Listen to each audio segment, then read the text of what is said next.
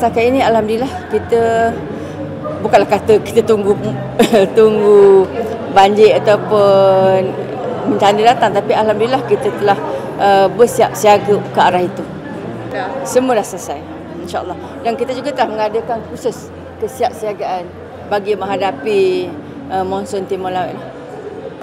Yang terharu juga, kita juga meraihkan 2 orang pesara yang telah bersara pada tahun ini, dan juga meraihkan pekerja yang bertukar ke negeri ataupun daerah lain. Ini adalah bagi kita menggalakkan penjawat awam bekerja dengan lebih dedikasi dan membantu dan bekerja. Saya suka menyebutnya mereka bekerja dengan jiwa.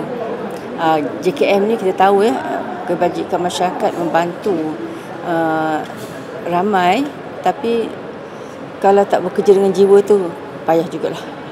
Saya mengharapkan supaya penjawat awam semua khasnya di JKM dapat menjalankan tanggungjawab mereka dengan lebih bersemangat, dedikasi dan juga sentiasa ingin berusaha untuk terus memajukan diri ke tahap yang lebih baguslah.